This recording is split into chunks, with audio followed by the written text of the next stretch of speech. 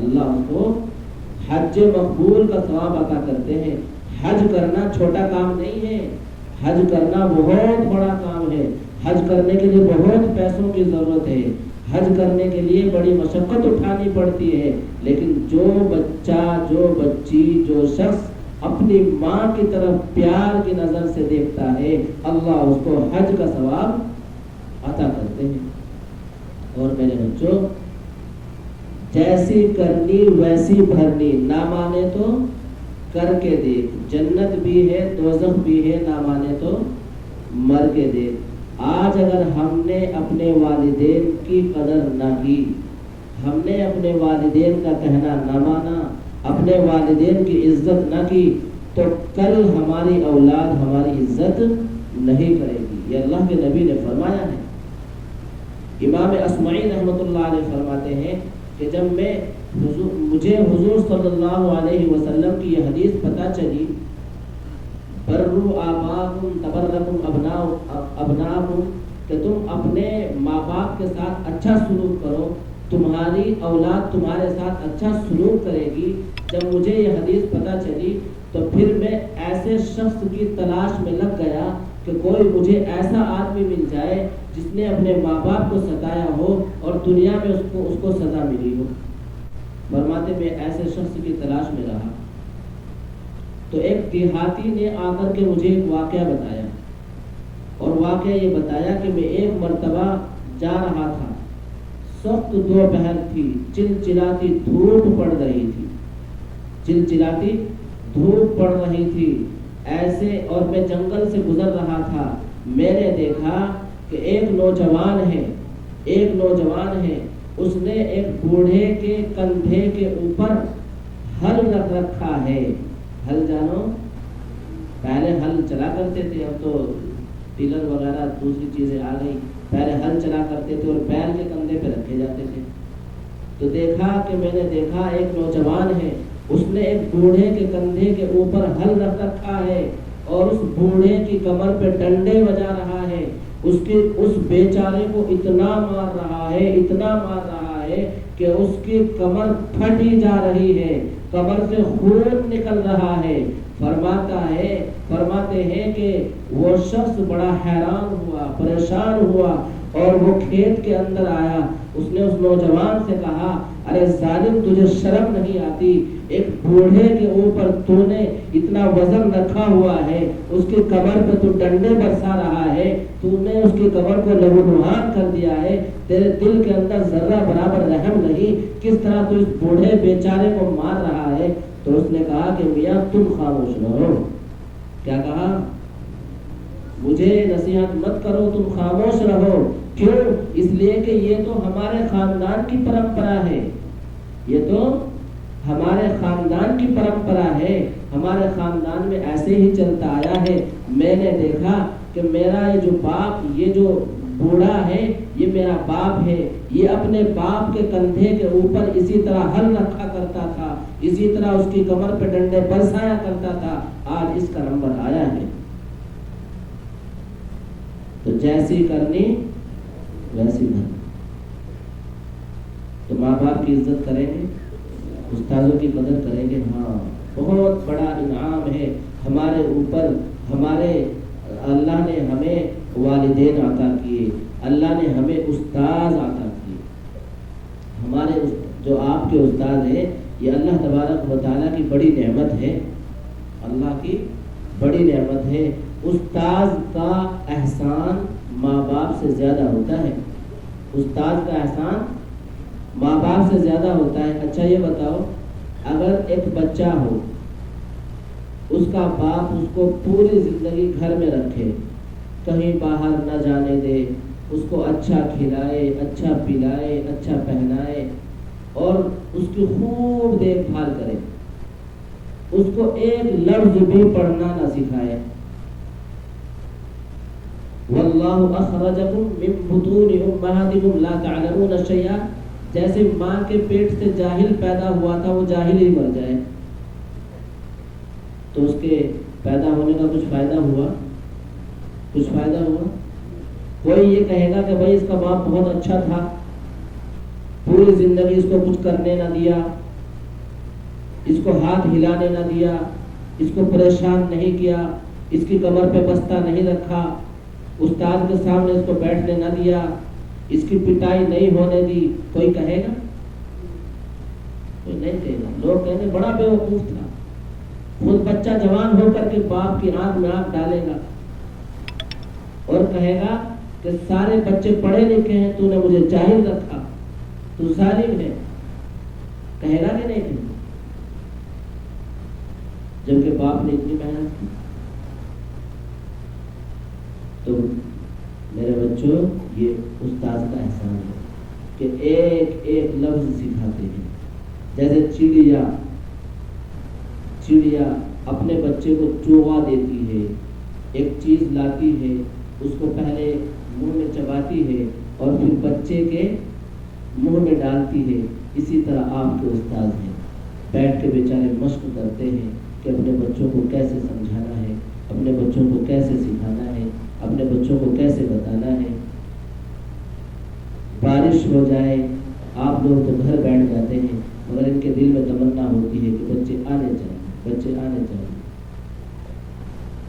آپ لوگ روزانہ گھر جاتے ہیں، کھانا کھاتے ہیں، اپنے ماں سے، بہن سے، بھائی سے ملتے ہیں، مگر یہ بیچارے 8 دن کے بعد جاتے ہیں۔ کس کے لیے رہتے ہیں؟ تمہارے لیے رہتے ہیں۔ تو تمہارے اوپر ان کا حق ہے کہ تم ان کی کیا کرو؟ عزت کرو، ان کا ادب کرو، ان کی باتیں مانو، ان کے کہنے کے مطابق چلو۔ اگر تم ان کے کہنے کے مطابق چلو گے تو کسی نے کہا با ادب با نصیب، بے ادب بے نصیب۔ جو ادب کرے گا وہ نصیب والا ہوگا، اور جو بے ادب رہے گا وہ بد نصیب ہوگا۔ جو بے ادب رہے گا وہ بد نصیب ہوگا۔ تو اس لیے با ادب بننا ہے، بے ادب نہیں بننا۔ تو یہ سب چیزیں ہمیں کون سکھاتا ہے؟ ہمارا دین سکھاتا ہے۔ کون سکھاتا ہے؟ ہمارا دین سکھاتا ہے۔ تو دانش سے اگر دنیش یہ معلوم کرے کہ مسلمان کس کو کہتے ہیں، تو دانش کو یہ باتیں بتانی ہیں کہ مسلمان اس کو کہتے ہیں جو ایک اللہ کو مانتا ہو، مسلمان اس کو کہتے ہیں جو پاک اور صاف رہتا ہو، مسلمان اس کو کہتے ہیں جو بڑوں کی عزت کرتا ہو، مسلمان اس کو کہتے ہیں جو چھوٹوں کے اوپر شفقت کرتا ہو، مسلمان اس کو کہتے ہیں جو اپنا فکر چھوڑ کر دوسروں کی فکر کرتا ہو، مسلمان اس کو کہتے ہیں جو بالکل سچ بولتا ہو۔ کیا بولتا ہو؟ سچ بولتا ہو۔ ان الصدق ینجی والکذب یہدی۔ سچ نجات دیتا ہے، سچ نجات دیتا ہے، جھوٹ ہلاک کرتا ہے۔ جھوٹ کیا کرتا ہے؟ ہلاک کرتا ہے۔ ہمارا دین ہمیں کیا سکھاتا ہے؟ کہ ہم سچ بولیں، ہم کیا کریں؟ سچ بولیں۔ ہمارا دین ہمیں سکھاتا ہے کہ ہم سچ بولیں، جھوٹ نہ بولیں۔ ہمارا دین ہمیں سکھاتا ہے کہ ہم حیا اور پاک دامنی اختیار کریں۔ یہ آج کل کی بچیوں کے لیے ہے، حیا کرنی، شرم کرنی ہے۔ کیا کرنی ہے؟ شرم، حیا۔ شرم کس کی کرنی ہے؟ کس سے شرم کرنی ہے؟ اللہ سے۔ اللہ سے شرمانا ہے۔ کس سے شرمانا ہے؟ اللہ سے شرمانا ہے۔ آج ہمارے دلوں میں اللہ سے شرم نہیں رہی۔ ہم اللہ سے شرم نہیں کرتے، ہم بندوں سے تو شرماتے ہیں، بندوں سے تو شرماتے، اللہ سے نہیں شرماتے۔ اگر ہم اللہ سے شرمائیں تو پھر گانے نہ گائیں، گانے نہ گائیں۔ ہم گھر جا کر کے کونے میں بیٹھ کر کے گانے گا رہے ہیں، کیوں؟ ہمیں اللہ کی شرم نہیں ہے۔ ہم سمجھتے ہیں استاد تو دیکھ نہیں رہے، ماں باپ تو دیکھ نہیں رہے، 6x6 کا 6x6 اسکرین کا موبائل ہمارے ہاتھ میں آیا، ماں ادھر ادھر کو گئی، ہم نے موبائل کو چلانا شروع کر دیا اور موبائل میں گندی چیزیں دیکھنے شروع کر دی۔ کیوں؟ ہم بے شرم۔ ہم کیا ہیں؟ ہمارے دل میں شرم نہیں ہے۔ کس کی شرم نہیں ہے؟ اللہ کی شرم نہیں ہے۔ کس کی شرم نہیں ہے؟ اللہ کی شرم نہیں ہے۔ بچے سے کہا جائے کہ نظم پڑھو، نظم پڑھتا ہوا شرما رہا ہے، اور دوستوں میں جا کر کے گانے گا رہا ہے، تو مطلب یہ ہے کہ اس کو اللہ کی شرم نہیں، اس کو صرف کس کی شرم ہے؟ ہاں، یہ جو موبائل ہے نا، موبائل، اس سے موبائل سے بھی دور رہنا ہے، موبائل سے بھی دور رہنا ہے۔ ایک رپورٹ آئی ہے کہ موبائل ایک سروے کیا گیا اور 10 سال کے بچوں کو 6 مہینے موبائل دیے گئے اور 6 مہینے ان سے موبائل چلوایا گیا لگاتار. یعنی روزانہ ان کا کام یہ تھا کہ ان کو موبائل دے دیا جاتا تھا. کنٹینیو میں نے موبائل چلایا. 6 مہینے کے بعد رپورٹ آئی کہ وہ بھینگے ہو گئے. کیا ہو گئے؟ بھینگا اس کو کہتے ہیں. ایسا لگتا ہے جیسے دونوں طرف دیکھ رہا ہوں. ایسا محسوس ہوتا ہے کہ تمہاری طرف بھی دیکھ رہا ہے اور دوسرے کی طرف بھی دیکھ رہا ہے. اس کو کہتے ہیں بھینگا ہونا. تو موبائل سے دور رہنا چاہیے. آج کل جنہوں نے موبائل بنایا ہے امریکہ کا ہے, اس کا نام ذہن میں نہیں, اس کی کمپنیاں ہیں, بڑی کمپنیاں. ابھی اس نے اسرائیل کا بھی دورہ کیا, میرے ذہن سے نام اس کا نکل رہا ہے.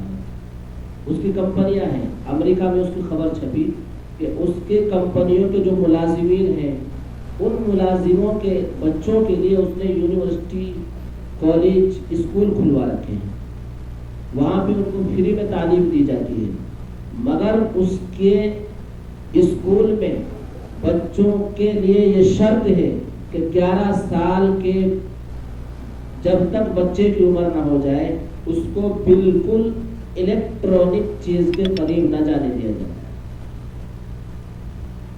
11 سال تک کے بچوں کو موبائل بالکل نہ دیا جائے.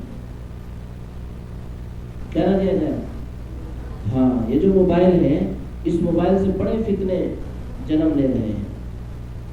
آج کل جو شرم ختم ہو گئی, حیا ختم ہو گئی, محبت ختم ہو گئی, احترام ختم ہو گیا, بڑوں کی عزت ختم ہو گئی. سب کام کس نے کیے؟ ہاں, موبائل نے کیے. اس لیے موبائل سے بچیں. تو سچے مسلمان وہ ہیں جو سچ بولتے ہیں, ان کے دلوں کے اندر اللہ کا ڈر ہوتا ہے. ایک صحابی نے اللہ کے نبی سے پوچھا, اے اللہ, کہا کہ اللہ کے نبی دعا کر دیجئے میں عالم بن جاؤں. اللہ کے نبی نے فرمایا اتق اللہ تکن اعلم الناس. اپنے دل کے اندر اللہ کا ڈر پیدا کر لو, سب سے بڑے عالم ہو جاؤ. اللہ کا ڈر اپنے دل کے اندر پیدا کر لو, سب سے بڑے عالم ہو جاؤ. تو ہمارے دل کے اندر سب سے زیادہ کس کا ڈر ہونا چاہیے؟ اللہ کا. سب سے زیادہ اللہ کا ڈر ہونا چاہیے. تو یہ چند باتیں متفرق طور پر میں نے آپ حضرات کے سامنے بیان کی ہے, اور ہمارے یہاں آنے کا مقصد تو اپنے برادر عزیز, اپنے ساتھی سے اصل ملاقات تھا. چند باتیں آپ حضرات کے سامنے کی ہیں اور اللہ سے دعا بھی ہے اور آپ حضرات سے گزارش بھی ہے کہ ہم اچھا مسلمان بننے کی کوشش کریں. ہم اچھا مسلمان بننے کی کوشش کریں.